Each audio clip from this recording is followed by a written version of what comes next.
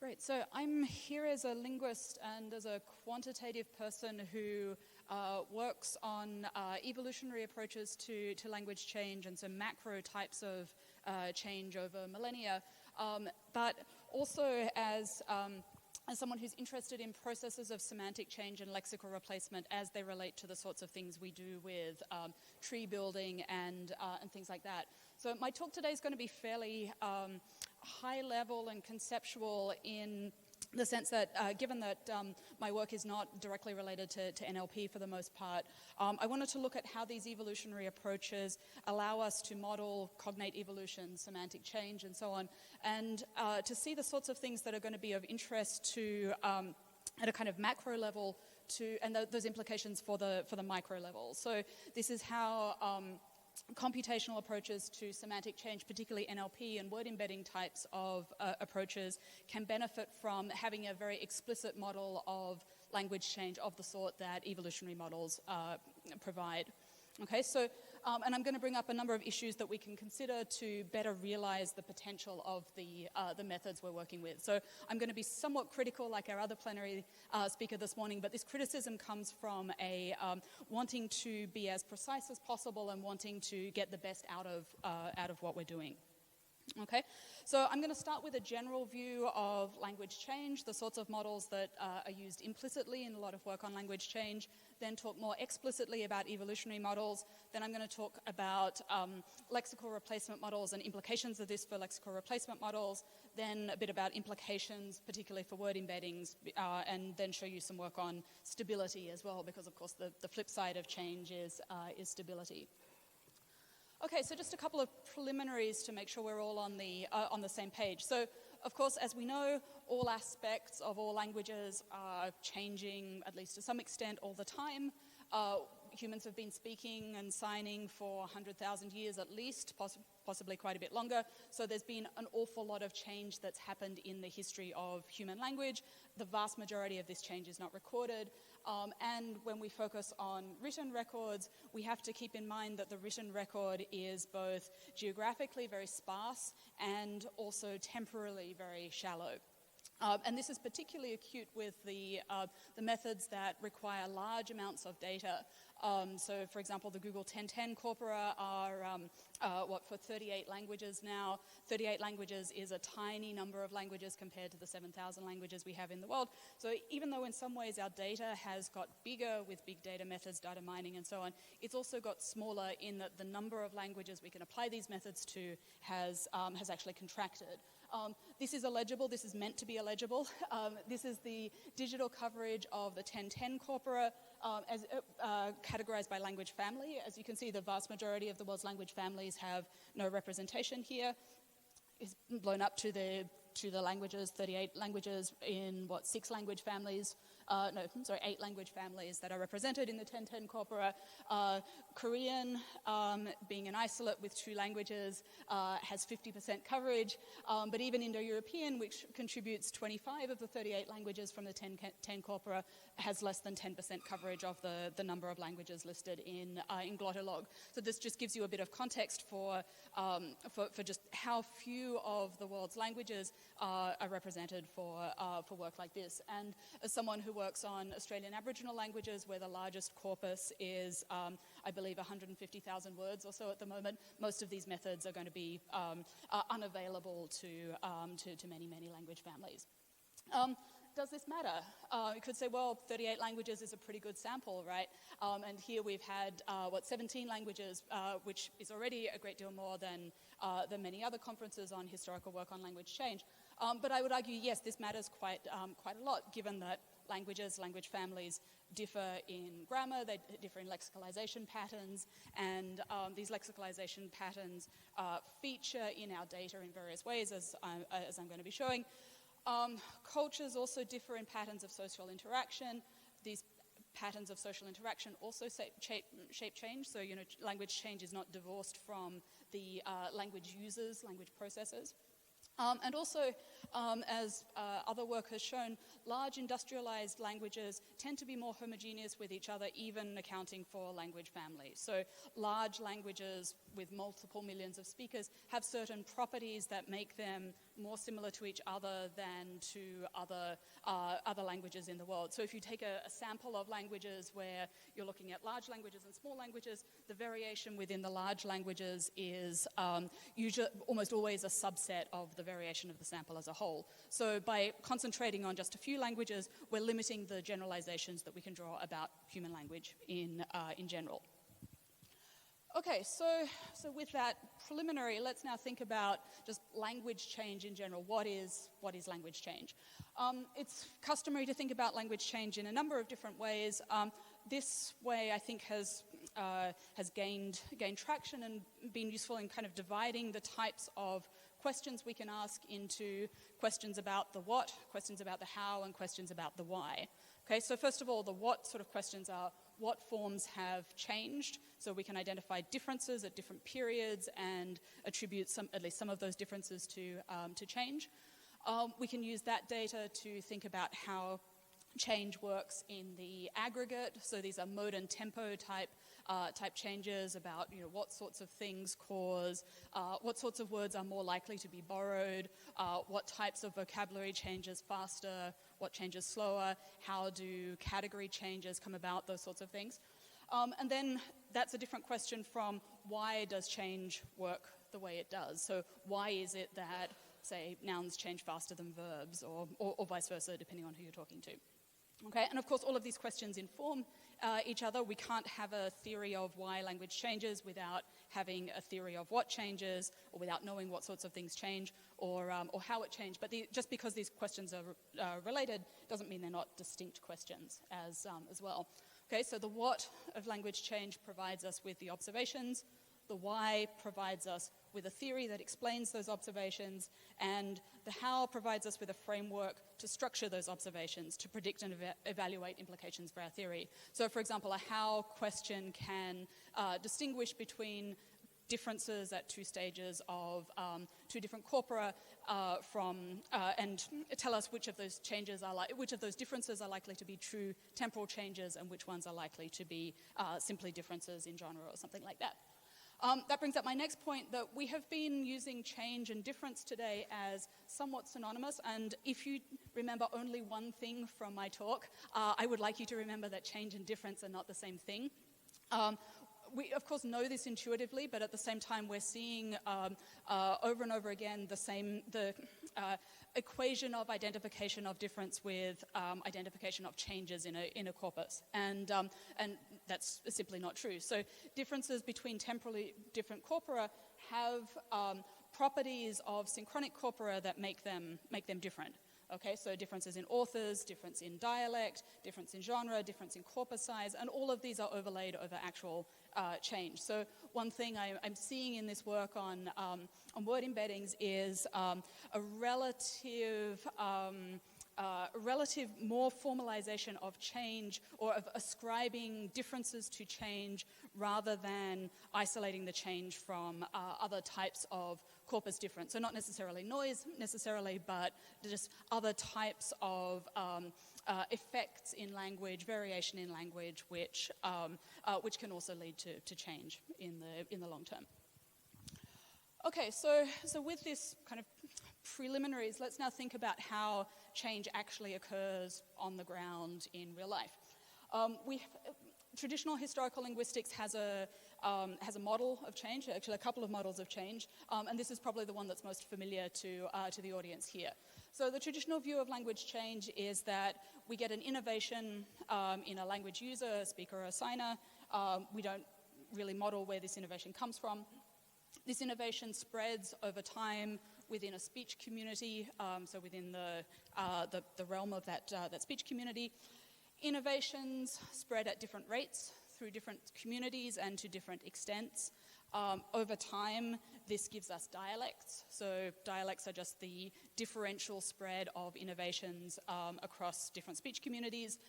If we wait long enough, then those dialects get different enough that we call them languages, and basically that's how change and linguistic speciation occurs. And we also have innovations introduced through language contact, but we tend to model those in a separate way. And so if you pick up any standard textbook of historical linguistics, this is the type of model that you will see. The generative view of language change is also somewhat similar from this. It builds on it, except it provides more specifics about the location or the locus of individual innovation. So, that point I said was under-theorized. So the generative view says that innovations have basically two sources.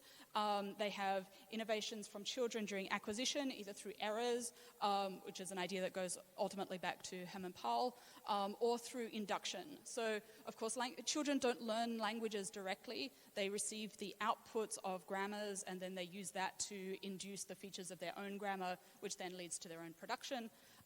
Different communities and different speakers are exposed to slightly different input, and so it's not surprising, therefore, that they come to slightly different generalizations about the features of their grammars and then produce differences in turn.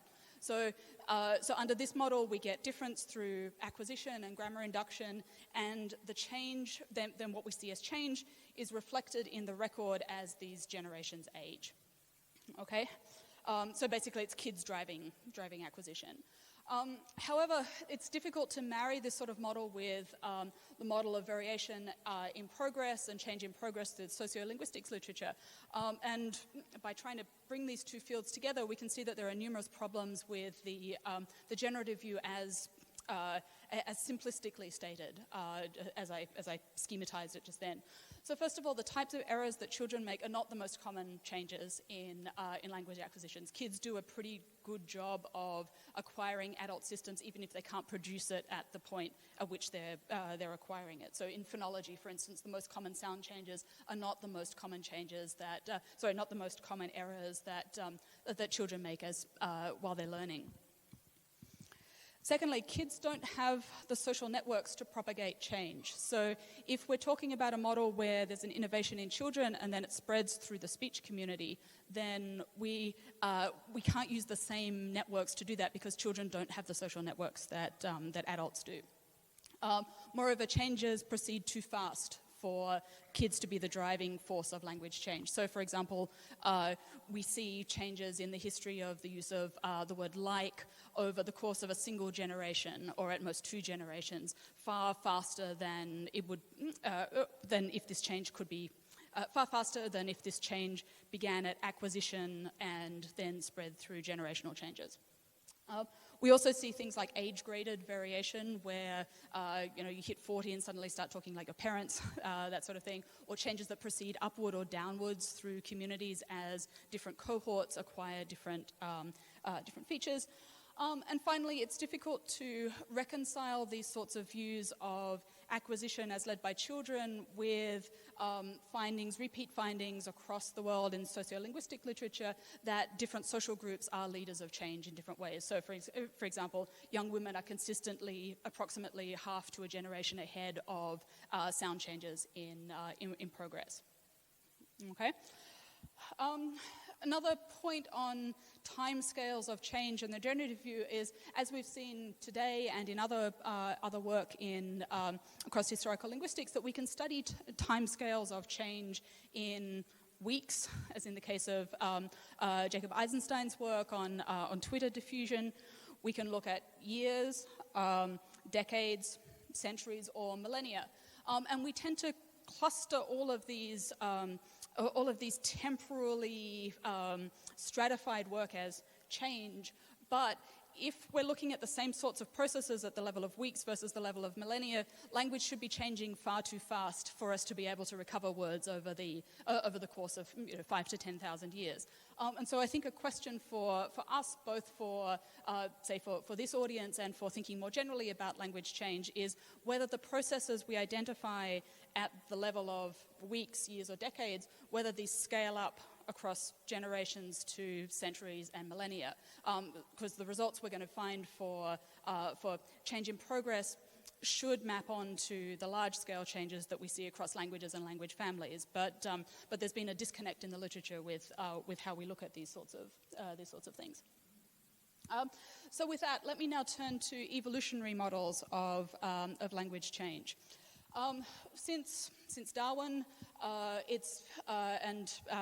numerous works in the last 10 to 20 years or so, language has been considered as a complex evolutionary system, which doesn't mean that it's identical to a biological system of evolution, but it means that it has some of the same or similar properties. So a Darwinian evolutionary system has 3 crucial properties: variation, selection, and transmission.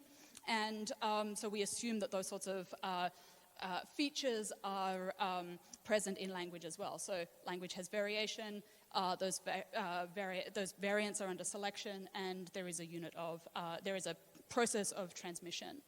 Okay, so for our purposes, it doesn't matter whether the transmission processes are identical in biological evolution and linguistic evolution. In fact, very obviously they are not the same. We don't acquire our languages at conception from our parents, therefore they cannot possibly be the same. But as long as there are processes of that type, then we can model them. Okay, so a model of linguistic evolution could look something like this. So we have variants. We have what we could call a pool of tokens or a pool of variants which vary in their features. These could be words, these could be sounds. Typically they're modeled as words that vary in their phonology, morphology, syntax, and so on. These variants are acquired, of course.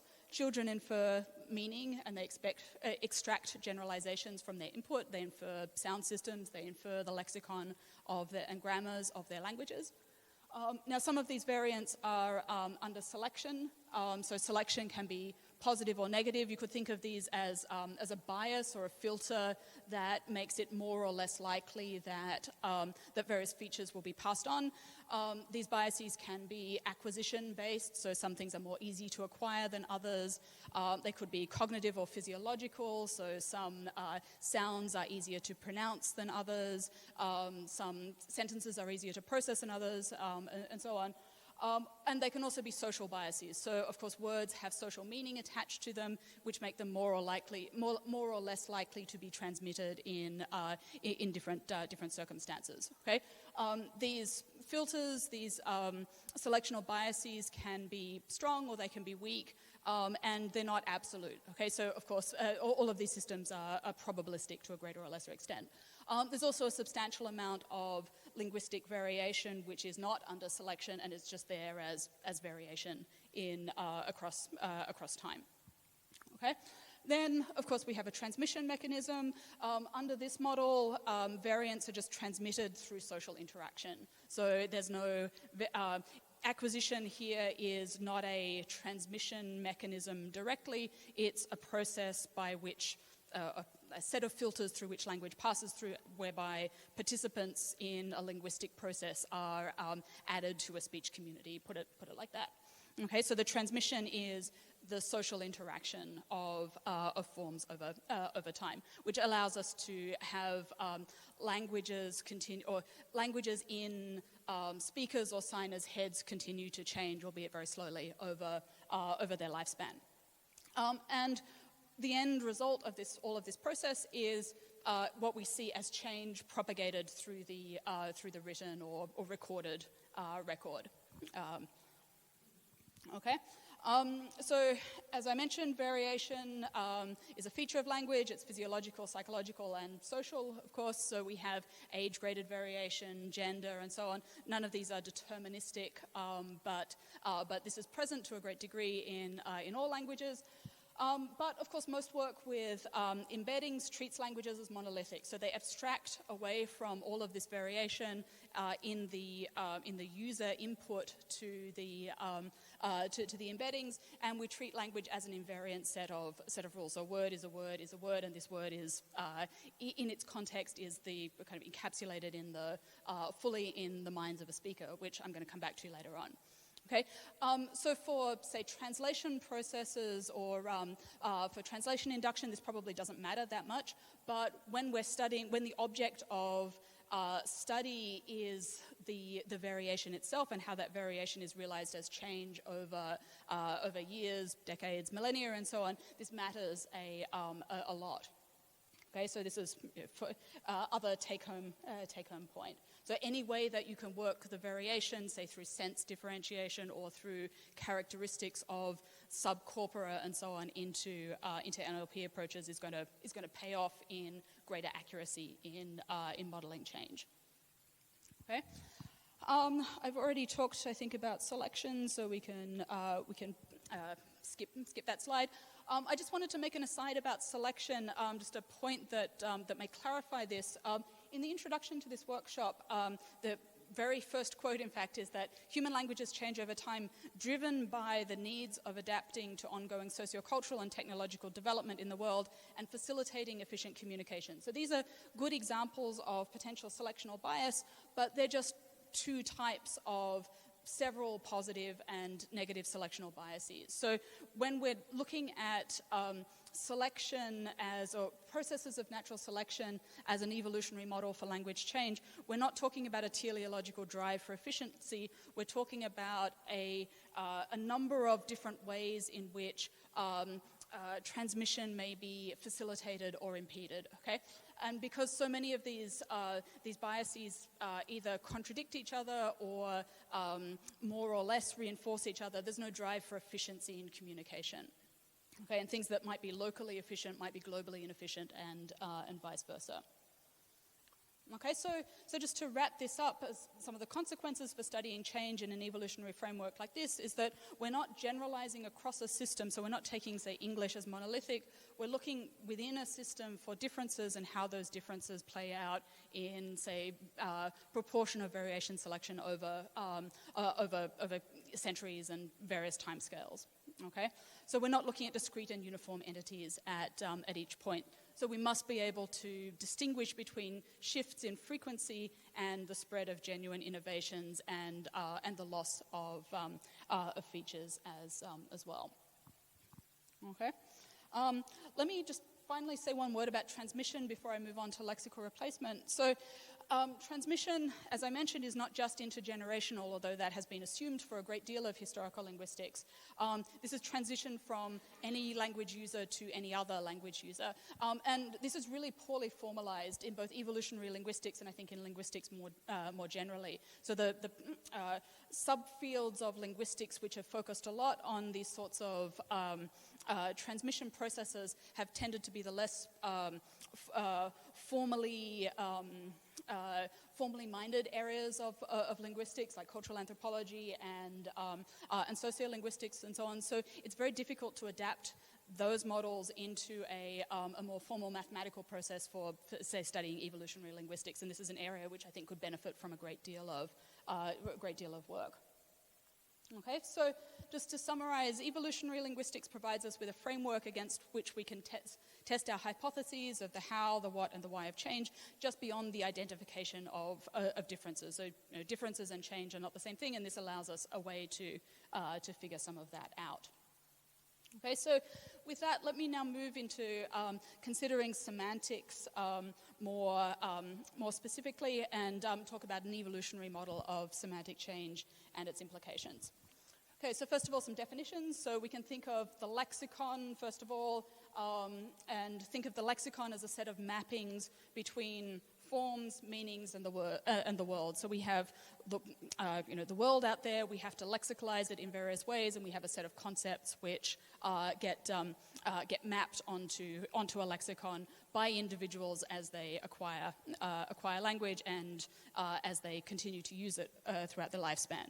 So the concept of a cat is not the same as the word cat, and that, of course, is not the same as the actual item that goes meow and so on. And like other aspects of language, the lexicon is constantly changing. concepts are changing, the lexicalization of those concepts are changing, and in various aspects of the world, the real world is changing too. So we had a question earlier about food practices and how those changing practices in who eats what might also affect the lexicalization of terms like meat and so on. And you can see similar things in other languages and cultures as well, of course. Words versus concepts matters. As Emily Bender has noted, heavy emphasis on English has tended to obscure the difference between words and concepts. So, for example, the trick I did here by making something a concept by writing it in capital English letters versus writing it in IPA is meant to signal a difference here, but it's very easy to overlook that because of the focus on English. Okay. Okay, so we've talked about semantic change and we've talked about the lexicon and so on. So we also seem to often see lexical replacement and semantic change as being near synonyms with each other. And I just wanted to make the point that lexical replacement is a cover term which covers a large number of processes, and semantic change is only one of those, and semantic change is itself multifarious and has numerous different types within it as well. So if we think of semantic change as a change in mappings between lexical items, concepts, and the world, but it's continuation of of some part of either concept form or presumably the world continues, but between the concepts and the form, and so we're seeing changes in those mappings, but we're not seeing replacement. Okay, we also, of course, do find replacement. We find replacement through two processes: either borrowing from other languages, so bringing in new lexical material, or creation of words from scratch, de novo. This third point is actually pretty small in the history of languages as far as we can quantify, despite the focus on, say, new technology and so on. Even as new technology comes in, that's only one. Creation of new words is only one strategy that speakers tend to use, and different languages use these different, or speakers of different languages, users of different languages, use these processes to quite different extents. And so they can, when a new term comes in, they can use either semantic change, or they can use morphological resources, or they can create words from scratch. So creation of words tends to be associated with what English speakers do, but it's by no means the only thing that even English speakers do. And of course, lexical replacement, the converse, the flip side of creation of words and changes in mappings and so on, is loss of terms as well, or linguistic decay. So within semantic change, as I mentioned, there are different types of semantic changes. There are common typologies of change which involve things like bleaching, amelioration, meronymic change, so these are part-whole changes, extensions of words, and so on, metaphorical changes. There's a problem within linguistics that semantic change hasn't been studied with the same sorts of tools that syntactic and phonological change have been studied, and actually our typologies reflect this as well. So a typology of phonological change, of sound changes, will talk about the processes that give rise to different outputs, whereas a typology of semantic change talks only about the outputs itself. So these are all outputs. Okay, so an output of a semantic process leads to bleaching, another leads to amelioration. And I think this is a problem. One of the problems in when we talk about linguistic processes and processes in different domains of language, we're actually not comparing the same things to start with. And so if we had a typology of semantic change that talked about processes, these things might look a little bit more similar and a bit more regular. And as a start with that, we could talk about things like changes in connotation or in connotative meaning, or presuppositional content versus changes in denotation. And this would give us many of the same outputs, but it gives us a different set of processes about what speakers do. Okay, and I'm going to come back to that in a little bit as well. So we've within word embeddings and the NLP literature, there's been some work on the detection of different types of change. So I'm just going to pick on Hamilton et al. As one example of this.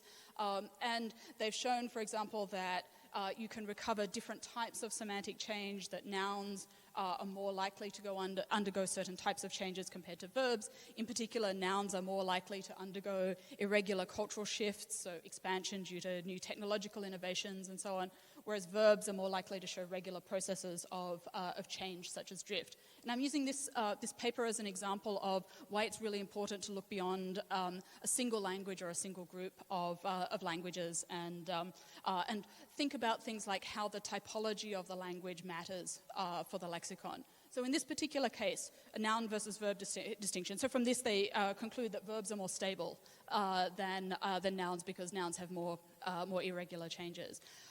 But of course, across the languages of the world, the number of verbs and the way that verbs make up different proportions of the lexicon varies greatly. So there are languages that have 2 verbs and they do everything else through complex verb constructions, all the way up to verbs as an open class. And all the languages that Hamilton et al. Studied had, which is what English, French, German, and Chinese, I think, have open classes of the verbal lexicon.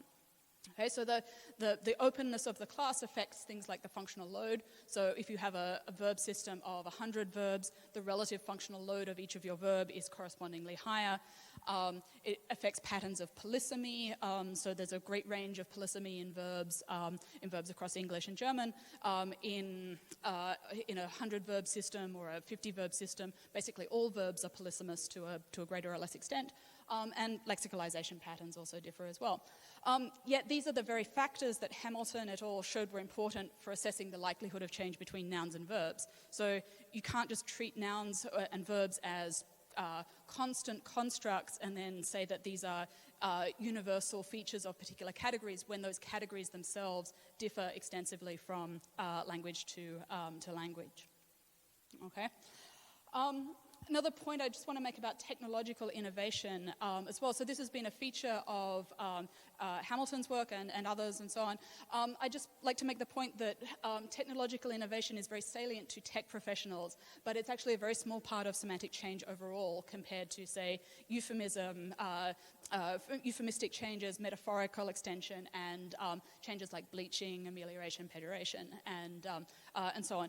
I think in part from reading that that this sort of technological innovation and lexical innovation has played a big role because of the role in, say, named entity recognition. But when we're considering change and semantic change and its proportion, there are much larger aspects of change which have received many fewer sets of attention. So if we're looking for problems, there are big problems out there that will contribute a lot more to thinking about language change.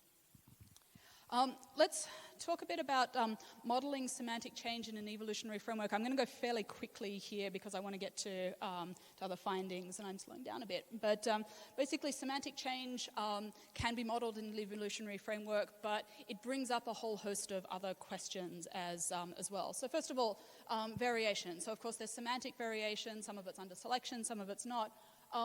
But this variation can be extremely difficult to detect. And I just wanted to use one example among many of the difference between a variation in semantics that is actually below the level of consciousness for not only speakers but also for researchers. And this is something that makes our task in identifying semantic change quite difficult. So 4 years worth of undergraduates at a private university in the northeast of America have been polled on their meanings of spiderweb versus cobweb. And 4 different definitions have resulted from that. And these definitions shift in frequency from year to year, but they're pretty much all represented in all years, and they don't clearly pattern by gender or age or geography or any of the other usual patterns. So for some speakers, the 2 words spiderweb and cobweb are synonymous. For other speakers, that's a picture of a spider web, and cobwebs are collapsed. For others, this is a picture of a spider web, and to do a cobweb, you would remove the spider. And for a 4th group of speakers, spider webs have spiders in them like this, but cobwebs don't necessarily have to be made of old spider webs. They could be dust bunnies. They could be the sort of detritus that collects under furniture or beds or things like this. And of these meanings, roughly the second one is the most common. That accounts for about half of the answers, and the rest are roughly evenly split. But the important point for this is not just that these vary and that speakers are unaware of this variation, but they are unaware that other people might have different definitions of the words themselves. And if we as researchers don't know what to look for or don't even know that words could be varying, that's going to be tricky. And it turns out there are quite a large number of cases like this. And if you think of the acquisition and transmission process, it's not surprising that such variation should exist, but nonetheless it exists, and it's a problem, I would argue. So that's variation. I want to say something briefly about selection in semantic change. We could define a number of selectional biases. For example, a bias against novel meanings. So we want to rule out, or we want to have a constraint against, for instance, me calling this a microphone. That's fairly obvious. There's a strong selection or restriction on me doing that sort of using novel mappings between words in the world that are very far away from conventionalized meaning. We probably want to bias towards something like a lexicalization of salience, long recognized in the anthropological literature that speakers tend to have words for things they talk about a lot. We might want something like a psychological bias towards discounting interlocutors. So this is one claim for how bleaching occurs. Say a Y for bleaching of intensive adjectives or adverbs. So Ahern and Clark have modeled this in game theory, but there's other work along these lines as well. So this is the idea that as a speaker, I want to convey a message, but I know that my interlocutor is likely to downplay what I say, and so I have to be more intensive. Interlocutors also know this, and so they discount anyway by a greater proportion. And so over time, speakers recruit more and more intensive adjectives to signal the same degree of intensiveness. And this has been modeled for negation and for a couple of other cycles of that sort as well. But this is an area that has not received a great deal of work in historical linguistics, and I'd say there's much need for formalizing and how, say, work from the cognitive literature and cognitive bias literature might influence semantic change in this way as well. And I'm going to skip transmission briefly. But except just to say that we, as I mentioned in my spider example, we are learning something about what speakers do and how they learn. These are, actually no, let me just go back to Eisenstein. So Eisenstein looked at the tracking of novel items through Twitter over a couple of years of Twitter. These, of course, transmission changes are easiest to detect when we're looking at novel items, but as far as I can see, there's no reason to assume that novel words and existing words should pattern the same way. The very reason that they're more easy to detect for computational work also has an effect on speaker encounterment. Okay. Also, these processes differ cross-linguistically. So I have just one example here of color terms and sources of color terms. So in Indo-European, the primary source of color terms is other color terms, whereas for sources of color terms in Pama-Nyungan, the primary source is extension from the natural world. So things like ashes ending up as ash-colored, blood ending up as the word for red, and things like that. Okay. I'm going to skip that and then briefly round up.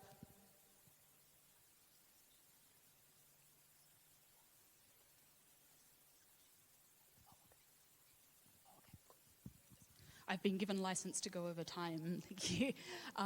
So in that case, let me go back to Hamilton briefly. So I just wanted to give you this other example for Hamilton in studying the interaction between frequency and polysympy. I think Chaim talked about this paper this morning as well as an example of how, why, and what of transmission and change can look at can be better formalized and explained with evolutionary methods. So Hamilton et al. Looked at English, German, French, and Chinese and looked at the relationships between frequency and polysemy and what types of words were more likely to change. And they found basically that low frequency words were more likely to change, high polysemy words were more likely to change, with an asterisk to come back to. So having set up this evolutionary, so they don't have any reasons for why why they found the findings they did. They stated this as a finding. Their focus was the methods and identification of changes and differences in their corpora. But an evolutionary approach gives us a way of understanding and contextualizing these results. So we could say, for instance, that low frequency words might be more likely to change because speakers have less information about the meanings of their words, so the words are more vulnerable to reinterpretation or replacement, and as they're replaced in different domains, that would further erode their frequency. So there'd be a feedback loop between, not a one-way deterministic relationship between frequency and change, as modeled by Hamilton et al., but a feedback loop between information retrieval, reinterpretation, and frequency. We could make a similar sort of story about polysemy. So if polysemous words are more ambiguous in context, they might be more likely to be further extended. But of course, polysemy and frequency are correlated as well. And as we saw from Heim's talk this morning, once noise is taken into account, the polysemy result drops out, but the frequency result remains. So it may well be that the correlation between, that the original polysemy result was just an artifact of polysemy and frequency being correlated. So with this, let me now talk briefly about some implications for embeddings. Some of this has been covered in other talks this morning as well. So as you know, this is the embeddings rely on the know a word by the company it keeps. But I want to ask, can we know a word by the company it keeps? Because even in large corpora, these results are brutal and fickle. So this is probably illegible, but these are the nearest neighbors for the word duck. Nearest neighbor for duck is Donald, followed by Scrooge, followed by chicken, followed by uncle, followed by soup. Those of you who know your cartoons will know where this is, what is driving this. And similar result for rabbit here, where the nearest neighbor, nearest points is framed, second is killer, third is dragon. The dragon-rabbit thing is presumably from the complementary years in Chinese birth names, so birth years. So year of the dragon and year of the rabbit are compatible, and then mouse is another one. So we can when we think about this, and these are just two examples to show, should we conclude from this that the word for rabbit has, or the speaker's conceptions of rabbit have changed to be more like dragons? Well, no, it's the context in which we're discussing a particular use of rabbit that places it in contrast with dragon in that particular corpus. Okay. So critiques are well known, so we can't study these sentences independently. The results are stochastic and brittle for small corpora. We need very large corpora in order to study most of the words we're interested in. I'd like to add two additional points to this, that embeddings across massive corpora contain within them the assumption that speakers have the knowledge that is contained in that corpora, so that speakers have the same knowledge of the vocabulary of their language, and this conflates linguistic knowledge with real-world knowledge. So, for example, who knows what a koala is? Who would say that they know the meaning of the word koala? So basically everyone's hands go up. Who knows that koala is a member of the genus Phascolactus? No one, right? Including me before I looked it up. Okay, and yet if we look at an embedding for koala, you'll see that Phascolactus and Cineatus, which is the species, appear as very close semantic neighbors, presumably as an artifact of Wikipedia being used as the training data for training these embeddings, and Wikipedia as an encyclopedia is biased towards encyclopedic knowledge. Yet we've known for 50 years or so that encyclopedic knowledge and linguistic knowledge are not the same thing. Okay, and just coming back to my point that from earlier, that change in differences are not the same thing. Change in frequency is also not a change in meaning. So I just want to illustrate this quickly from Yao et al.'s work, where they assume a change in the meaning of apple from a fruit to a type of software product because over the generations of their corpus, they see a shift in the semantics of in the location of the embeddings. And so, of course, what they're tracking is really change in frequency and change in relative frequency of different senses of an item, which is a precursor to change, but it's not the change itself. And so this is one way in which we can reconcile my point from above, that if we had, from 20 minutes ago, where if we assume change at the frequency of weeks and so on, where, such as modeled by Eisenstein and others, with the change across millennia, that we wouldn't have anything to study beyond, a couple of hundred years. We have, what we're detecting here is variation and shifts in variational change, and variation leads to change, but it's not the same thing as change. Okay, so finally, just let me talk briefly about the converse of change, that is stability, and some uses of stability.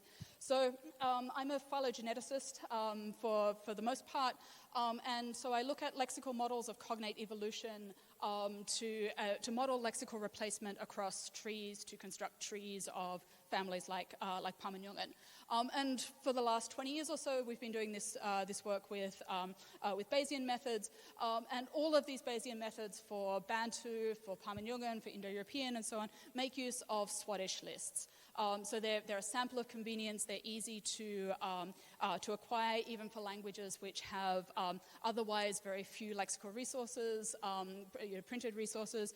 The first thing when a researcher works on a new language, the first thing they will typically describe is the first thing they will typically collect is a Swadesh word list.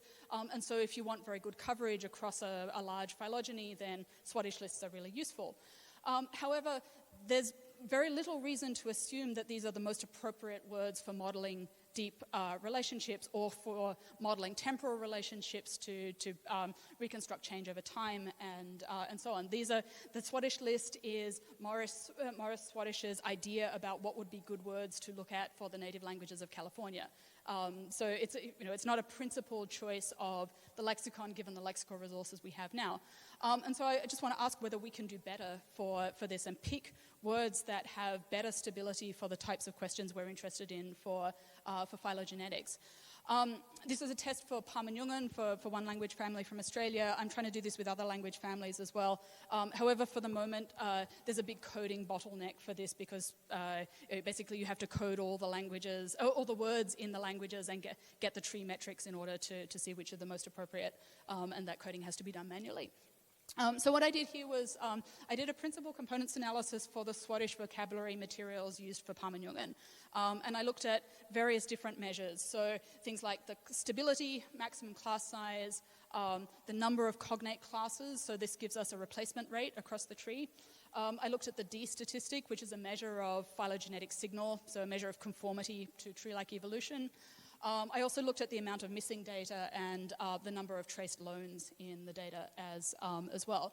And so from that, this is probably illegible, but you can see that we have and so this shows the cosine vectors for a two-dimensional representation of those items. And so we have items down here, such as pronouns, some body parts, which are typically said to be the most stable types of vocabulary, and they contrast with other words like small and star, night, bird, moon, and so on, which show a great deal more change and more loanhood as well. So from this we can identify the types of vocabulary which are most likely to produce the most phylogenetic signal. Unfortunately, as I mentioned, there's a massive bottleneck for investigation for this, so all the cognate classes need to be manually coded. But this would seem to be an area for where we could look at the types of words that are most stable in in phylogenetic and compare their behavior in contemporary corpora as well. So, for example, we could look at the most stable vectors across diachronic corpora, or we could look at the words that have the lowest error translation rates across parallel corpora, and things like that, and use that to bootstrap the types of vocabulary we might want to look at. So let me briefly wrap up. So I've identified and talked about a couple of problems with using word embeddings. So they obscure critical data on change.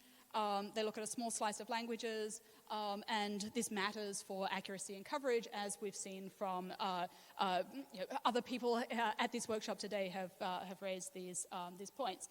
I'd argue that this is in part because of a lack of specificity and clarity about models of change, that if you don't formalize something, it's relatively easy to overlook it. And evolutionary models of change allow us to bring that clarity and let us better realize the potential for these methods. And it would be fruitful amongst this audience, I think, to discuss how these sorts of studies of stability and innovation might be more advanced through these models. So thanks very much, and I'll take questions.